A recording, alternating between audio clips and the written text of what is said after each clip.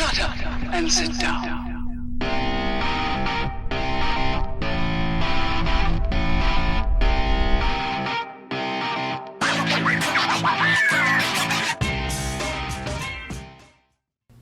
Greetings, fellow Earth travelers. Obelix here, and today I want to take just a second to talk to you about the Brackett NaviGLI. How y'all doing today? So, real quick, guys, if you enjoy the content, you appreciate the reviews and the unboxings, do me a favor, show a little love on that subscribe button down there. I sure would appreciate it. It really does help out the channel. So, this was our Watch Gang Black Tier subscription for the month of December 2018, the last watch we got for 2018. Christmas season, all of that. I was really hoping for something special. I think I mentioned that in the unboxing video. It was like a Christmas present to myself, and I was all excited. So this is what we got, the Brackett NaviGLI, and we popped the top, and here it is. So right off the bat, the case is meh. I mean, it's not terrible. Very out of order, came in a very similar case. It's doable. I can live with it. Though I do worry about the watch in transit, you know, sliding around and getting banged up a little bit. But I think it's probably tough enough to deal with that. So we pull this guy out. You know, we also got the hard plastic warranty card, or registration card. It's not even a warranty card. And that's pretty much it. So we'll set that box to the side and check out the Brackett. Now this NaviGLI, well, it is all about the dial. There's nothing else really to write home about with this particular piece. It's just brushed stainless steel all the way around. It's running a Seiko NH35 movement, you know, pretty bog standard. Nothing fancy, little butterfly clasp here. You can see that automatic movement inside. It does have a branded rotor. It's a little customization there, and it is polished back for whatever reason. Not sure why they polished the back, but pretty much every other surface on the watch is brushed, minus what's inside the dial. But again, guys, this guy is 100% dial. You know, it's the only thing that matters about this watch. That, you know, they put no real love and attention anywhere else. Potentially, maybe they put a JB on the crown there. So it's a single dial. It's not sandwiched, but it does have two finishes on it. So it's got this kind of a weave pattern here on the outside ring, and it's got this waved pattern here on the inside ring. And simple 3 hands with a date complication over at the 3 o'clock, and then applied indices over the top that are all just polished of whatever material they polished them in. Probably not steel. Then you've got this gray chapter ring around here. Now, this is one criticism I will make. Every color in this face does come in many different colors, which is good. It's nice that they gave you choice, but every one of them has a gray chapter ring. And that just, like, the gray and the green don't go together. You know, maybe it works with some colors. It does not work with this color. So I would have liked to have seen them change the chapter ring with the face. But I guess they blew their wad on the face and didn't have any money left over for, you know, chapter ring, you know, different colored chapter rings or whatever. So other colors you can get this in. You can get it in a cream, a red, a blue, a champagne, which is more of a brown, gunmetal, which is of course gray, snow, which is white, and black, and of course this green right here. So quite a variety of colors to choose from. Minimal branding. You just have Brackett here in a script, and you have automatic down here in script as well. So the branding doesn't get in the way. It doesn't bother me. Lume on this guy is, it's okay. It's not terrible. It's only on the hour and minute hand. It is nowhere else on this watch. So there is no indicator when you pick up the watch to know if it's right side up or upside down, other than feeling for the crown. So if you're good with that, you're okay.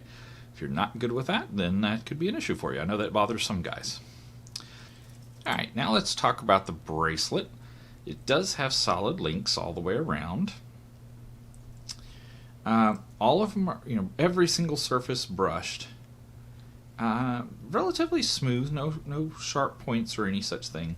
But I will tell you one thing I absolutely abhor, and I did mention this in the unboxing, is you have a butterfly clasp with no pushers. This thing is a miserable nightmare to live with. I absolutely despise it.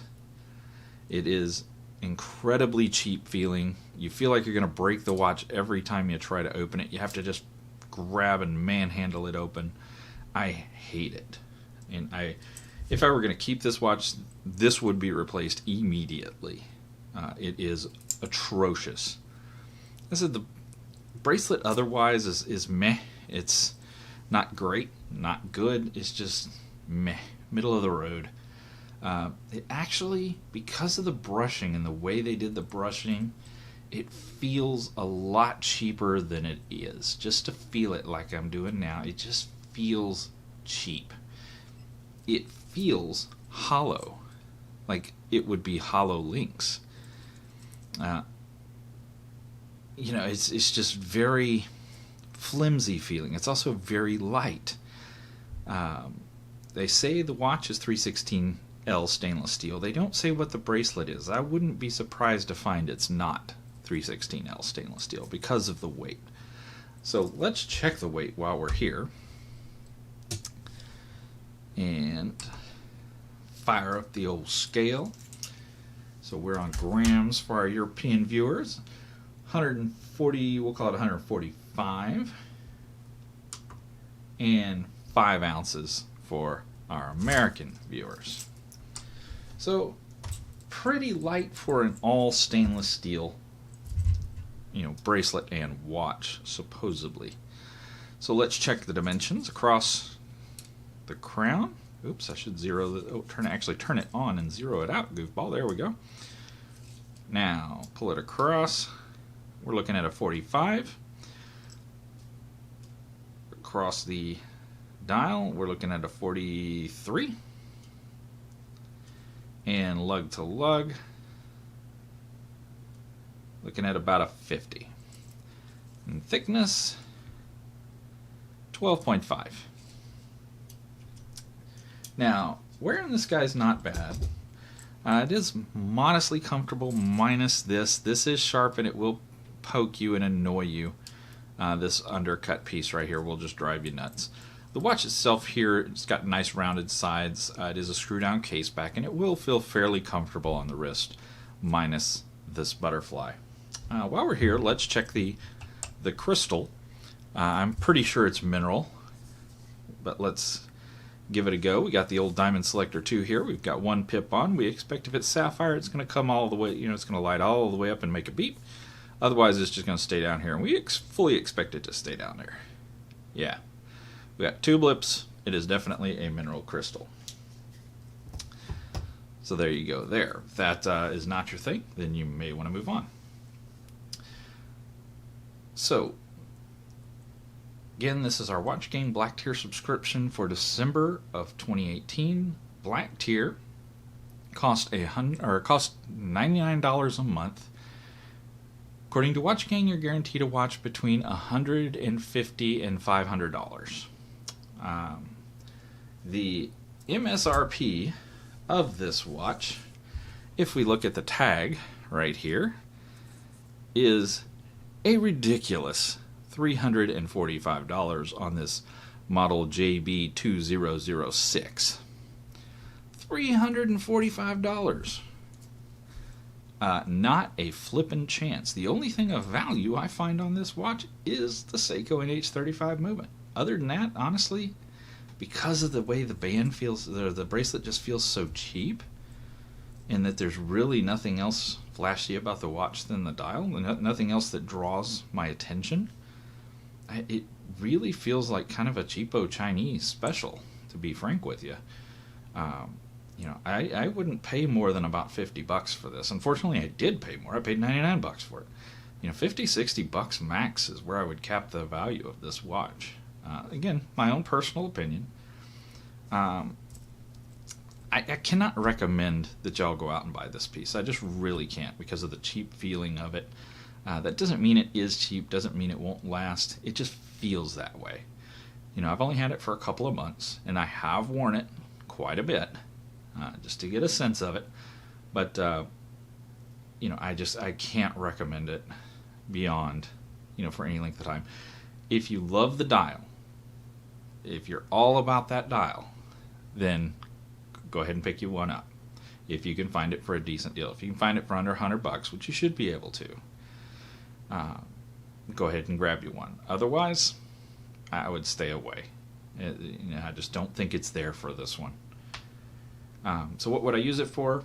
It's a casual watch. Could be a little bit dressier depending on if the color matches what you're trying to do, what you're trying to wear. Could you wear it out in the evening? Yeah, the lume is a bit meh, but you could pull it off. You know, wear it around the office, that kind of thing. Alright, let's check this guy out on wrist. I am wearing the Jerome Lamar wrist check here. I am wearing the Jerome Lamar Surratt. That was our November 2018 subscription.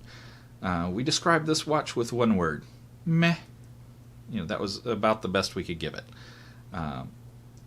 You know, there was nothing really outstanding about it. There were a few, you know, pretty decent negatives about it, and it just, at the end of the day, came out meh. So let's get the J Brackett on. I want to be straight with you guys. This will be the very last time I wear this watch. I do not like it. Again, that just cheap feeling. I've got Chinese $50 watches, honestly, that feel much, much better than this. That look, in my opinion, better than this. And again, looks are subjective, so if you love it, hey, you go for it. Whatever floats your boat. It's a decent size, though. It looks good on it fills my wrist nicely. It's not too thick, so it's good there. The band does do some pokey out weird things. I will say I had to pull off 3 links, which is pretty standard for me. I do have a 7-inch wrist, so 3 links is pretty much the norm that I have to take off. Even with that, it's a little bit tight. Because of this butterfly clasp, there's no micro adjustment, so you just have to deal with it, or I could add an extra link in here and have it be a little bit loose. So a little tight or a little loose, pick one. But there it is on wrist. Again, you gotta fight this stupid butterfly clasp to get it off. Manufacturers, if you're watching, please don't ever do this. Ever, never, ever. Thank you. So what would I do if J Brackett came to me, which they will never do, but if they came to me and said, Oblix, you know, we appreciate the review, we'd like you to help design a 2.0 version of this watch, what would you do? Well, definitely lume the indices. I know you're going for a little dressier watch. This is not a dress watch, so just put lume on the indices. I would actually tone down the dial a little bit. I think it's a little bit much. I know some guys are going to like it. Some guys are going to dig it. Fantastic. Yeah, you. It doesn't work for me. Tone it down just a little bit. Definitely fix that chapter ring. Color match it with the dial. So if you get the cream dial, you get a cream chapter ring. If you get the gunmetal dial, you get a gunmetal chapter ring. Green should have green, so on and so forth. Up the quality of your band or your bracelet. Make it not feel so cheap. I'm not saying this is a Chinese special, but at least make it not feel like a Chinese special, because it darn sure does. It actually feels worse than some Chinese specials I've got. And never ever again do a clasp. If you're going to do a butterfly clasp, which I'm not a big fan of butterfly clasps, let's be straightforward. But if you're going to do one, put pushers on it. It's the only way to do it properly. If you're not going to put pushers on it, don't do it. Just that simple. This is junk. And how about a few brush surface or a few polished surfaces around here? I mean, you went ham with the brushing, but what about a little polishing to kind of tone it up a little bit? Maybe polish the bezel here, and then polish the center stripe down the bracelet. That would look pretty nice, and would key off all the polishing on the inside. So it would, I think it would really bring out some more and give your eyes some more visuals to look at. Right now, it just kind of disappears. And I get you were trying to highlight the dial. You wanted the focus to be the dial, so you brushed everything, thinking that it's going to draw the attention to the dial, and it does. You know, but the dial's not enough to make the watch. Maybe you thought it did, J-Bracket, but it didn't. It's just not, you cannot live on a dial alone. So, that's my take for today. But that has been the Brackett NaviGLI, our Watch Gang Black Tier subscription for December 2018.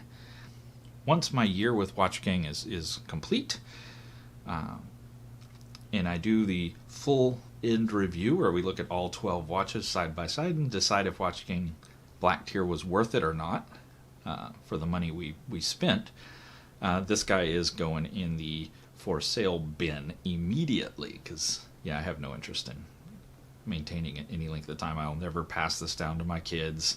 I'm not going to hand them something that to me feels cheap. Probably won't even last. The Seiko will probably keep ticking. I don't know about the rest of it. Anyway, that's all the time I got for today. I sure do appreciate you guys coming to hang out with me, as always. And until next time, you guys get out there and make some noise. See ya.